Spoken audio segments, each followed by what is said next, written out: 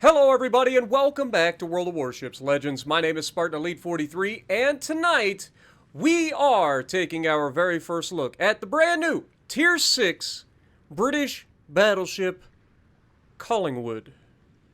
So with that being said, let's look at our commander. We're running Azure Lane Nelson with Azure Lane Scharnhorst and Paolo de Revel as our inspirations. We are running Flammable Cannoneer, Big 7, Marksmanship, and Master Mechanic with Fight Fire with Fire. Now, before we get into it too much, remember we are on the path to 50,000 subscribers by the end of the year, so if you guys have not done it yet, make sure that you punch that subscribe button, be a part of our journey to 50,000, and I appreciate you. It's completely free, doesn't cost you a thing. Now, we are running Aiming Systems Mod 1, Steering Gears Mod 2, and the Concealment System Mod as our equipment. For a loadout, you can see we do keep the sonar because if you run the, you need sonar. Like, if they give you sonar on a battleship, take it because that is absolutely amazing for hunting destroyers, especially in something that has destroyer, or potential to absolutely ruin destroyers as much as this thing does. With these reload boosters that it gets as well. Now, we are running the Italian Unity flag because it kind of looks like a Spartan helmet, but not really. And we're running the camo that comes with the ship, so there's that. All right, specs. 58,500 hit points with a 25% torp damage reduction. Artillery, you get the Conqueror's 419 millimeter 50, or I guess they're 45 caliber. I don't know. Let's look at the Conqueror real quick. Yucks. Let's go 6.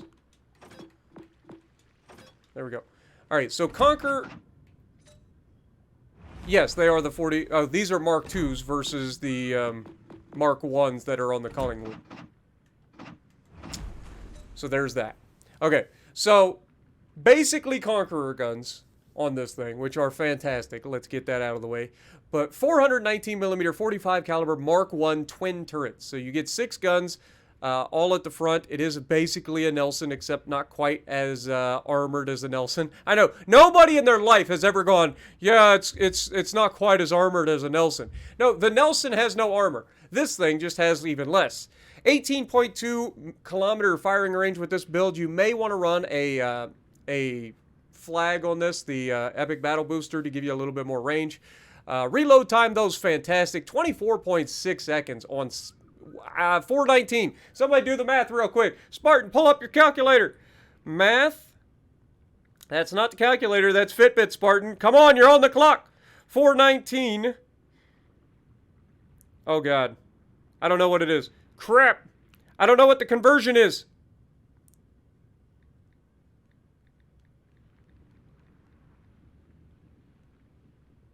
$16.5.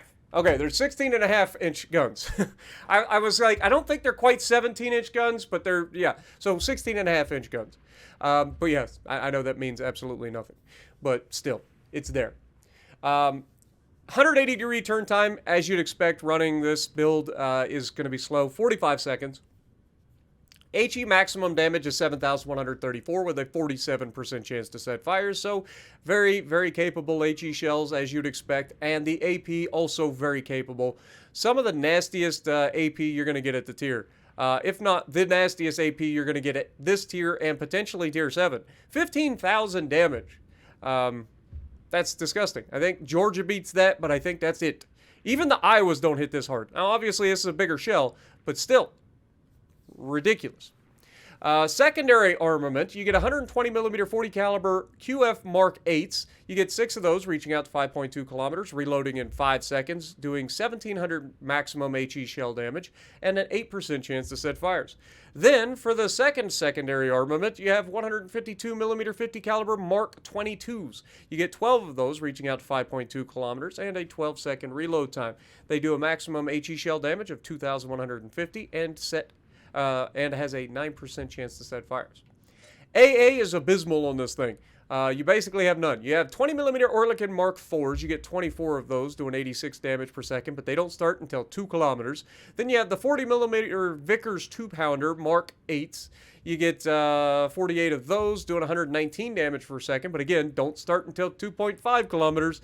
Then you have the 120mm 40 QF Mark 8 dual-purpose secondaries. You get 6 of those doing 36 damage per second, reaching out to 4.5 kilometers. So yeah, you get a little bit of AA once they get over top of you dropping their bombs, but for the most part, you don't have AA. Okay, maximum speed 27 knots, so pretty solid in that regard. Pretty nice.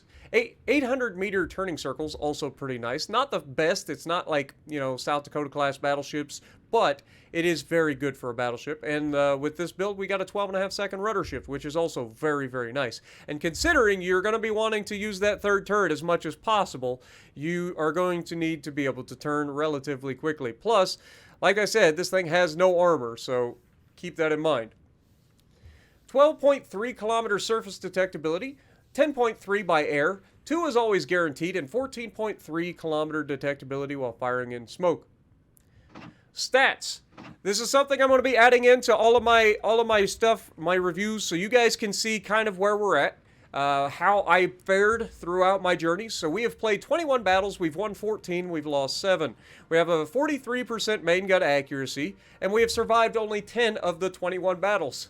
So, yeah, keep that in mind. Now, you guys know I'm super aggressive, but in that 21 battles, we have killed 37 ships, which is kind of ridiculous. It's kind of ridiculous, okay? We are averaging almost a 2-to-1 kill death in this ship. So that's pretty solid. Damage average for this is 83,000, so slightly above my average damage overall.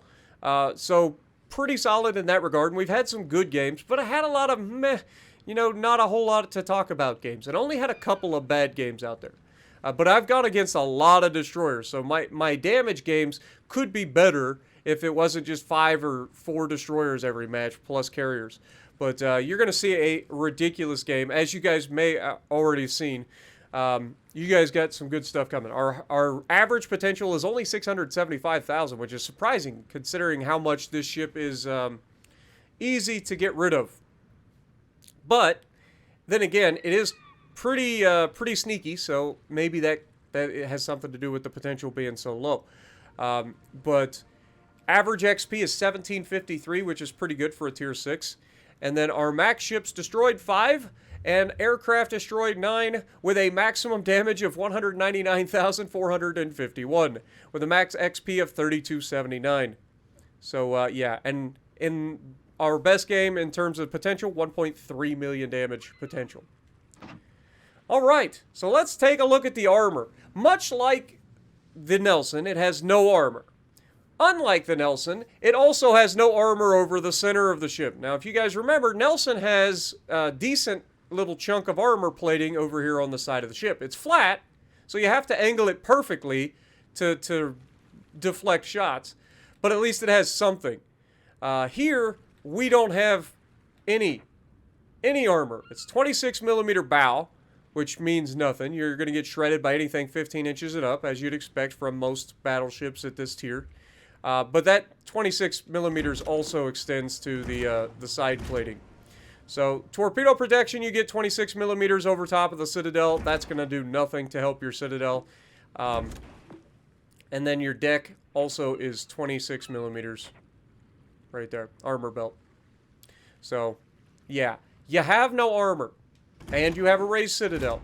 And we all know what that means. That means this thing gets absolutely removed anytime somebody shoots at it with 15-inch guns and above. You go through the bow, Citadels. You go through the side, Citadels. You go through the top with plunging fire, Citadels. This is a Citadel magnet, so play it as such. Pay attention to what's got crossfires on you, and you will be fine. Anything 14-inch guns and below, you can angle effectively against, so utilize that to your advantage as well, and use these fantastic guns to absolutely bully the enemy. Overview. Big guns. This ship is armed with high-caliber main battery guns, the biggest at the tier. The only thing that had even close to bigger guns would have been the Nagato, which is 410mm guns.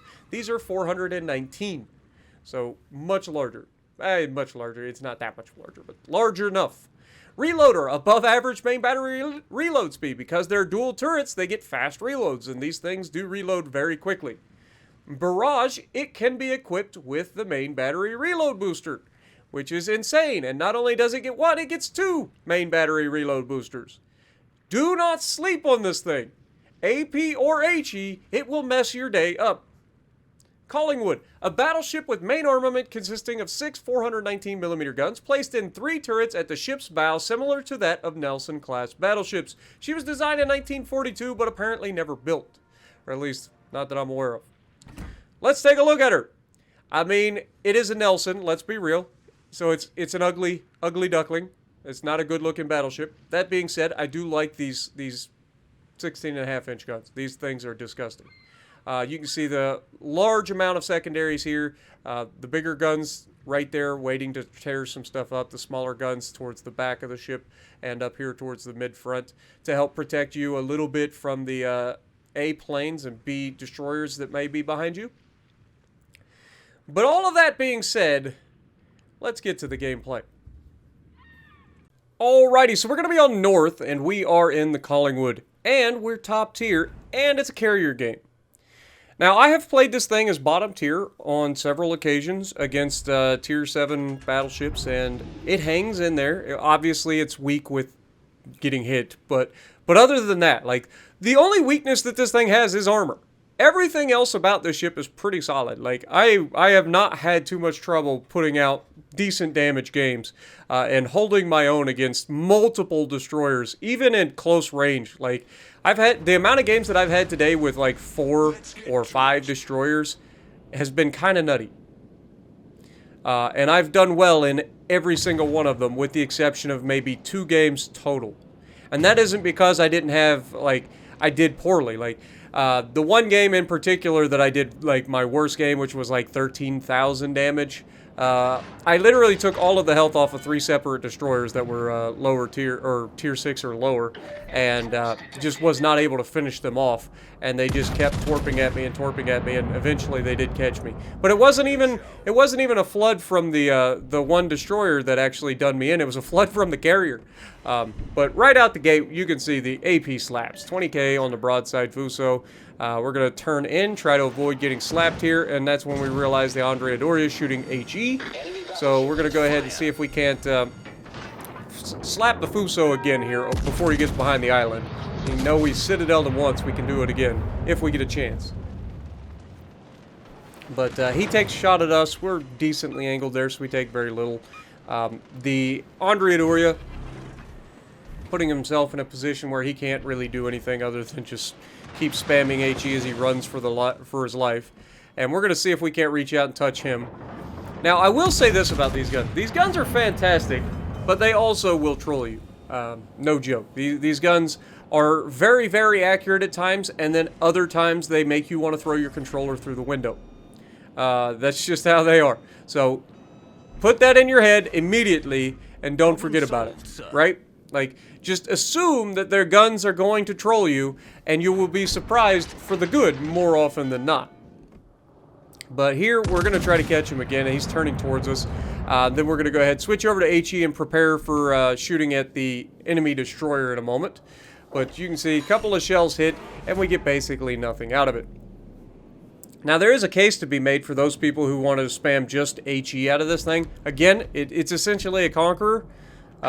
So I can understand, but trust me, at this tier, the AP is disgusting on pretty much everything that you're going to face. So do not hesitate to utilize the AP. Now remember, it's not the best pin angles in the world, so if you do have to shoot at targets that are armored, aim high or aim for superstructure if you can, unless you've got flat broadsides, in which case go to town and destroy. Because that's what this thing will do if you give it a broadside. And for those people who forget that this thing has a reload booster, God help you. Because you will get caught. Now, this does not have a quote-unquote super heal. It's got an above-average heal. It's got a very good heal. But it also reloads very quickly. And you get 5 of them. So you can heal quite a bit of damage back from this thing. But it's not a quote-unquote super heal. It's a very good heal, but not a super heal. Now, right there, you may have noticed that their Blizzy just took a hit here. But here's where we go, okay, we're going to get trolled. We take a shot at the Blizzy, and we didn't watch the shell go in. Of course, they splash on both sides of his ship, And so we go ahead and take the shot to make sure that we kill him before he has a chance to kill our guy. And that's kill number 1. And we're already up to 40,000 damage. Now, you may have noticed that there is a Fuso around the corner from me. And there's another Fuso further back. And there's a Normandy running away from us. Now, initially, I was going to shoot this Fuso that was closest to us, but I had to look at the guy that's further away. But turns out that guy is actually AFK, which is surprising. But actually ends up going pretty well for me here. But this Fuso, watch what happens here. Now, I know that I overmatched the Fuso. And I know that the Fuso does not have an icebreaker. So for the life of me, I can't understand why those shells had to go exactly where they had to go to avoid doing any damage there. And now I'm in danger, because this guy easily could have just death struck me right there. Easily. But, again, we get loaded, we punch straight through the bow, thanks to that nice little reload booster that we got. Now we have the Normandy out there, we also have the carrier at, like, beyond our range. But we're going to take a shot at the Normandy here, see if we can't catch him. We know we overmatch again. Like, these are 16.5-inch guns, you know they're going to overmatch. But we're going to turn, kind of keeping ourselves angled. You see me check the turrets on that Fuso? Like, that tells me that that guy's not actually playing. He's AFK. Because his turrets are just pointing exactly where he was spawned in looking, like, I'm feeling pretty good about not having to shoot him right away. Now, the Ranger is slowing down here. I didn't maybe catch that in time. I take the shot at him, and we're only going to hit, like, 1 shell. Now, here's the point at which I'm like, okay, let's go ahead and get rid of this Fuso just in case. Because I need to start moving towards the other cap. And even though this guy is AFK, if he wakes up, he could ruin my day if I'm broadside heading towards the other cap. So rather than wait for my destroyer to go kill this guy, who's now smoking up, trying to, like, stay invisible for reasons, he hasn't realized that this guy is AFK yet. We're going to go ahead and try to put the shells straight through the front of his ship, and we get a pretty nice hit right there. That takes us up to 86,000 damage. Watch my next shot, though. This was the shot that I was hoping for. He's got 2/3 of his health. We took about 1/3 of his health off. But here, we're going to go through the bow side plating, just in front of the front turret, at the waterline. We're going to go for that nice little cheek citadel that everybody loves, and we're going to get it. We get 1, and we get 2 penetrations total. So that takes us up to 106,000. He's about to eat some torpedoes, so I'm assuming he's dead at this point. And now I'm going to focus the Ranger. So we're going to take all of our attention on the carrier. Why? Because he's the bigger threat to us at the moment. So we're going to go ahead and take a shot at him here. We didn't quite lead him enough, which is the only reason he survives this amazing accuracy. Like, that was very accurate. Very accurate. Now, the Americans had their citadels a little bit further forward than all of the other nations. Most of the nations' citadel on the carrier is, like, right at the tower and slightly behind. The Americans is out front. Now, this thing is disgustingly good at getting rid of carriers. This guy turns away thinking he's safe, and we're just going to punish every one of them. Two citadels, 5 full pins, like, that was death. Now, we do have a reload booster, but I don't want to use it right away, because I don't want to end up in a fight versus a destroyer and not have a reload booster. Because that's what I'm assuming is going to happen. We're going to go ahead and continue the fight against the Normandy, now that the carrier's been taken care of, and we're going to punish him right there, and in 20 seconds we're going to do it again. This thing is disgusting. Like, all weakness aside, like, the fact that this thing has no armor is bad, yes, but as a glass cannon, this thing is so good. Like, this, if you go into this thing expecting that you're going to get punished every time somebody shoots you, you're going to be pleasantly surprised at just how tanky it can be in the right situation. And then those heals coming in huge for you, and then the guns are just on another level. Like, the guns make this thing worth it. If it wasn't for these amazing guns, this thing would be a floating pile of garbage. But the guns are so good. Now here you can see I'm going to go through the middle. I see where the enemy is heading, so we're going to try to head them off, and we're also going to mark the cap to be defended. I don't know where their destroyer is. I know I'm not spotted, and I know their destroyer was last known in the general location of these guys. So, in my mind, the destroyer is likely going for the carrier. But you'll see that that's not actually the case in a moment. And I'll be honest, I didn't notice it right away. But here we've got a shot blind over the top of the island, hoping to catch the Zara. We do catch the Zara, but unfortunately 2 overpins for our trouble. Unfortunate. You can see where the destroyer currently is. He's right there with the rest of his team, but he's actually heading counter-rotate away from his teammates, which is odd for a destroyer. I'm not gonna lie. The fact that these are the only 2 remaining teammates he has, and then the fact that he's gonna like counter-rotate is odd. But I didn't recognize that that's what he was doing, and I also am going to try to put myself in a position where I can utilize my sonar. I do have a sonar. The sonar on this thing isn't the greatest in terms of ship detection. I think it's got a 4-kilometer ship detection. So not the greatest sonar in the world. It's also not the longest lasting sonar in the world, but it's a sonar. And it will save your bacon against destroyers and cruisers more often than not when you need it. So hang on to them, utilize them when you can, but take full advantage of the amazing guns here. Take full advantage of the sonar when you need it. You can see I do pop it here expecting that their destroyer is following these guys around, and I want to be able to have a heads up for those torpedoes. We are trying to hit the Zara here instead of the Andrea Doria. We should have been focusing the Andrea a little bit more if we were damage chasing, but I wanted to get rid of the guy that's going to be the hardest to shoot later on. You know what I mean? I want to get rid of the Zara if we can. Here we catch him turning in. Look at that accuracy. I honestly thought I killed him there, but 4 overpins. At this range, the fact that I overpin him is kind of disgusting. But he goes down to a torpedo from the Ryujo. We take a shot at the Andrea Doria, and we're actually going to punish him pretty good. You can see I'm looking behind me because the destroyer's last known is now behind me. So that's not ideal.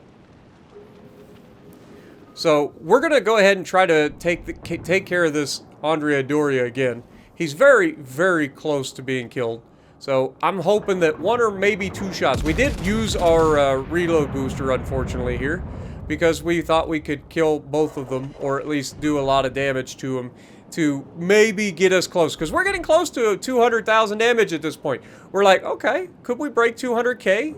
Brand new ship, potentially a damage record. I haven't actually looked up what everybody else has submitted so far for it. But I would imagine this is a pretty good starting damage record. I expect it'll go up from here. I'm sure other people have probably broken 200k. Or will in the very near future. But there we go! We pull up our Kraken! You love to see it. You love it. It's like the ultimate cherry on top. Like, getting all of the medals is fun, but getting a Kraken on top of a good game just feels good. You know what I mean? I don't chase Krakens, like, usually. Like, it's not something that I look for.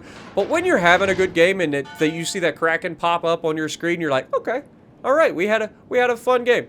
Now, I know where this guy is at, because he's contesting the cap, and I'm not spotted.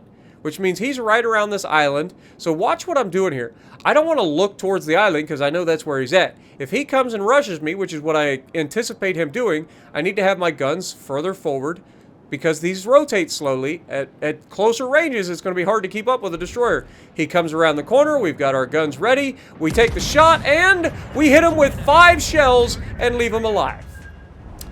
Go ahead, say it. In true Spartan fashion, we leave him with just enough for somebody else to kill. Couldn't pick up the 6-pack, could we? Couldn't kill him and avoid getting dev struck by torpedoes, could we? But either way, a great game. Ended up with 199,000 damage, Confederate, First Blood, High Cal, Kraken Unleashed, and a dev strike. Top of the leaderboard, 3,279 base XP. So let me know what you guys think down in the comments below. Hopefully you enjoyed this game, and if you like what I'm doing, punch the like button. Leave a comment below, subscribe to the channel if you haven't already, and as always, I will see you in the next video.